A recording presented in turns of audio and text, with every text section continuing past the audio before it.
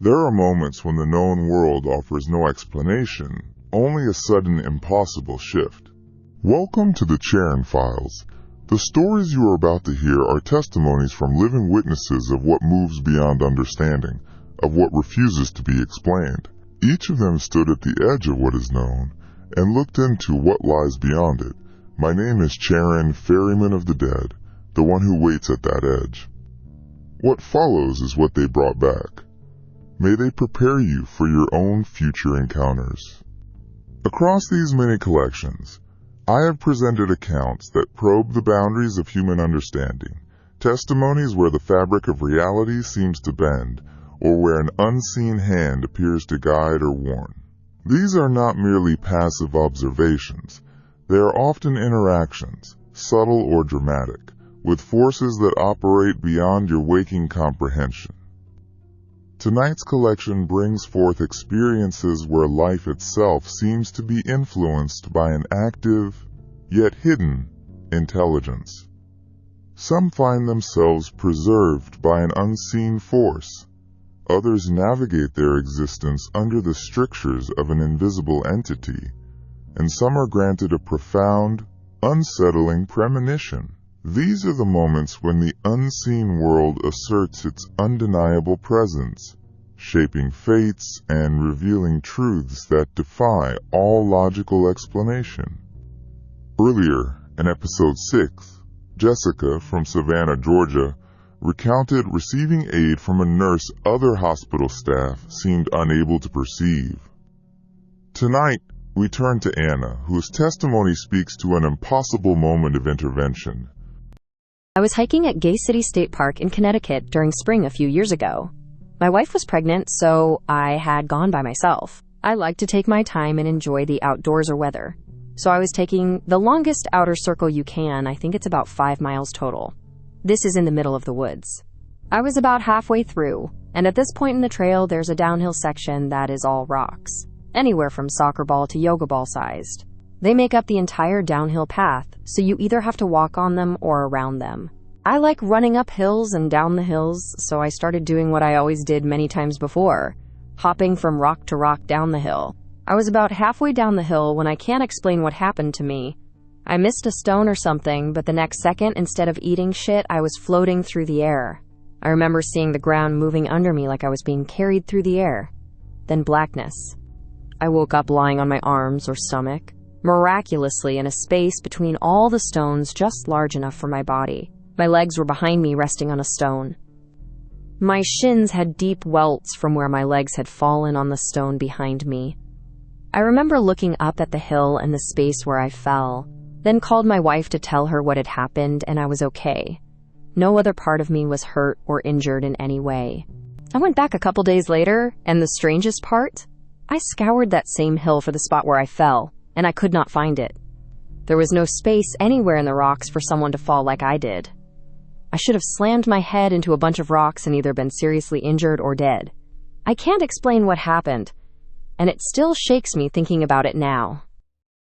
If you recall, through Central Texas, found herself unable to leave a town where the highway remained inexplicably out of reach. Laura's account from Tombstone, Arizona, describes a persistent presence with specific demands.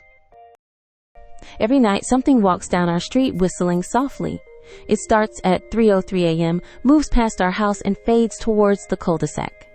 You can only hear it in the living room or kitchen. My sister and I would sneak into the kitchen to listen, always adhering to the big rule: don't try to look at whatever was whistling. My dad, a calm man from the islands, only lost his composure when the whistler came up. He'd speak quicker, eyes darting, reminding us of the big rule: don't look outside. Thick canvas shutters latched and locked every window nightly, the key kept in Dad's room. Mom, I've seen her out in the living room at 3:03, just listening. The whistler's tune is always the same, a cheerful da-da-da-da-da-da.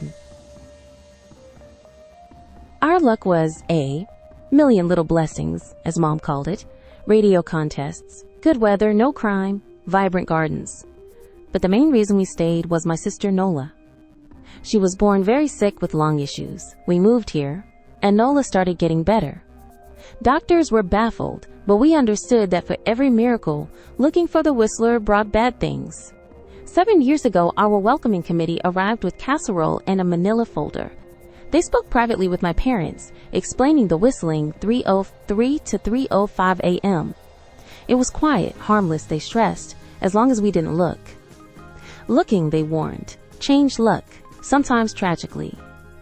The manila envelope held newspaper clippings, car crashes, ruined lives, public deaths, freak accidents. Not everyone dies, the committee had told my dad, but the life goes out of them. Even if they live, there's no light in them ever again. Mom was skeptical, but Dad, knowing island stories, calmed her. That night, Dad installed canvas blinds, latches, and locks. That first night, I crept out at 3 a.m. to find Dad on the couch holding Nola. We sat, and at 3:03, the whistling came and went. We never looked, enjoying our blessings.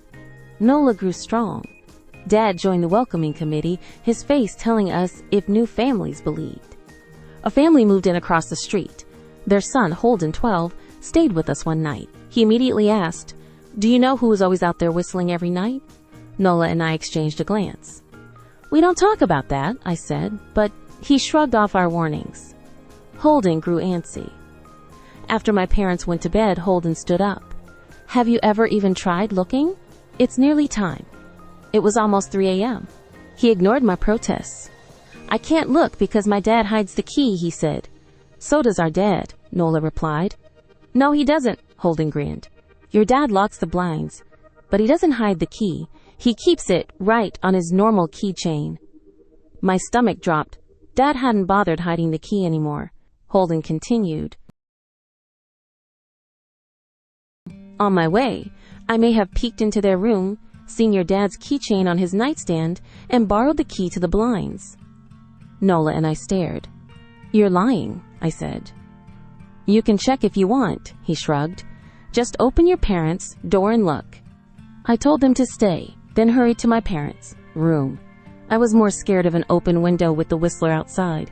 I opened the door an inch, too dark to see, then walked in. 2 steps into the dark, I froze. The whistling started, clear from their room. Soft sounds from the living room snapped me back. "Nola!" I yelled, running out. Holden and Nola stood by a front window. Holden wasn't lying. He fumbled with the lock. I heard a click. He had the key, letting out a quick laugh. Nola stood hunched, afraid but curious. The whistling was right outside our house now. Time felt frozen. I covered the space to Nola in a moment. My eyes locked on her, but I heard Holden pull the blind down to release it. I heard the snap as it started to raise, the whistling just on the other side. I wrapped my arms around Nola, turning her away from the window, jamming my eyes shut. The blind whipped open. The whistling stopped. Nola shook. "Don't look, okay?" I told her. "Don't turn around." She nodded into my shoulder. I reached out, my hand brushing Holden's arm. He was shaking worse than Nola. "Holden?" Silence. I reached past him, feeling for the window, eyes still sealed. The glass was cold, then warmer, a gentle hum. Finally, I found the string and yanked the blinds shut. I opened my eyes. In the dim kitchen light, Holden was pale and small, staring at the closed window. "Holden?" I asked again. He turned towards me and screamed. Light sparked on. My parents' footsteps thudded. I swiveled to Dad. He looked. Terror stitched his face. "Just Holden?" he mouthed. I nodded. Dad let out a breath of relief, then his face hardened. A knock came at the door. We froze. Holden whimpered. "Don't answer it," Mom said, a baseball bat in hand, Dad holding one too. The door rattled with heavy thuds. Holden screamed. Nola clutched me. Mom knelt, wrapping us close. "Call the police," Mom whispered to Dad. The knocking instantly stopped. Dad looked over his shoulder. He was cut off by frantic knocking, then a polite tap, tap, tap. "Police," something said from outside, exactly like Mom's voice. Mom pulled us closer. "Please stop," she whispered. "I don't think calling them will help," Dad said. "How will we know when they're the ones at the door?" The knocking returned, harder, shaking the door. It stopped, then came from the back door, then immediately the front.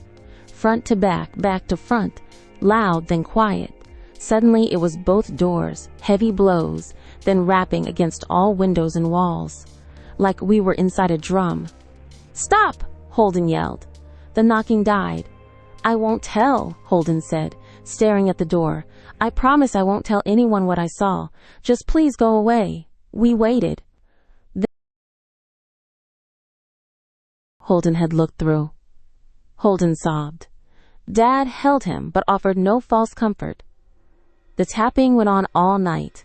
We huddled in the living room, unable to sleep. The tapping stopped around 7 a.m.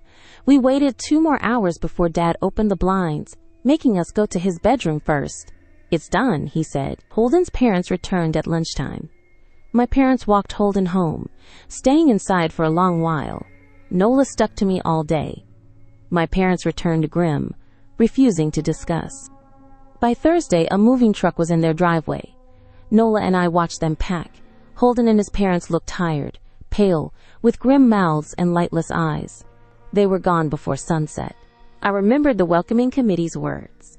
"Not everyone who looks at the Whistler dies, but even those that live have the light go out of them, and the rest of their lives are full of misfortune." I think Holden's parents must have looked too, to comfort him or share the burden. I watched Nola, happy and alive, and wonder if I'd been slower. If she'd looked, would I have looked too? I'm glad I don't have to find out. We still live here, still hear our Whistler. The blessings are too good to leave. But we're careful. No sleepovers. Dad hides the key to the blinds very, very well. Not that I've gone looking. Some things you just don't need to look for. In episode 2, Michael from Southern Ohio shared his mother's terrifying first impression of their new farmhouse. Marcus, in an undisclosed location, testifies to an inexplicable knowing that preceded a profound loss. My grief has taken a strange turn. My father had throat and lung cancer, and we lived together. I cared for him when he would let me, but he was mostly fine, a strong-willed, stoic gentleman. He had cancer for 3 years, and was originally given merely weeks to live. Therapy was working at the start, but after years of trials, feeding tubes, and supplement drinks, my father was cadaverous. Weighing under 98 pounds and unable to walk without being out of breath, coughing up all sorts and sleeping constantly like a newborn, at the end it was no life at all, and I will be haunted by what I witnessed during our last year together. 2020 was the worst year for many. I came home from work, and before I put my key in the front door, I felt something, a lack of life. All the lights were off, and I'd had such a wonderful day at work, full of laughter, but it felt like a fog. So maybe I knew, or rather my body knew, my father was gone all day. He must have passed away just moments after I'd left for work. I saw him sleeping in the morning. He was fine. When I got home, I knew. I could tell my father was no longer home. I entered the house and opened the living room door and found him there, silent, cold. He looked so peaceful, a look I hadn't seen him sport for months. My dad's fight was over. When you live with somebody who is terminally ill, you find yourself in a terrible way, a way between. They are out of pain, and why didn't they fight hard enough to stay with me, despite years of this fight? After the police, the coroner, my siblings, and of course my father had all left, I was in the house packing a bag to go and stay with my mother for a few days. I went into my spare room to find some pajamas, and all of a sudden, a smell. It was a smell my dad had when I was about 4 or 5 years old. I am 30 now. It was the smell of booze, faintly, like he had popped into the pub for 1 pint, cigarettes from the pubs, back when you could smoke in a pub, and Old Spice, mixed with suede. The smell was everywhere. I shouted to my mother, and she smelled it too. We stood there together, smelling him. It felt like he was saying goodbye to me, reminding me of our best years together before his cancer riddled us with fear and pain. I don't believe in spirits or anything like that, but I knew he was there, one last time. It's been 3 weeks since he died. I'm back at our home that we shared together, and I miss him terribly. His smell, the suede jacket smell, has gone. He has gone. It felt like he waited until everyone left. He wanted to say goodbye to his wife, separated for years but who he still loved, and his youngest daughter. I know it's a small thing, but I smelled him. a childhood smell that I missed and hadn't smelled since the 90s. These accounts underscore a persistent truth, that the unseen forces of this world are not merely observers, but active agents, shaping the very course of human experience in ways both profound and disquieting. The names of the witnesses have been changed to maintain anonymity. If what you have heard tonight mirrors something you have experienced, leave your story in a comment below and we will include it in a future episode. Don't forget to subscribe. You wouldn't want to miss the next episode of The Charon Files.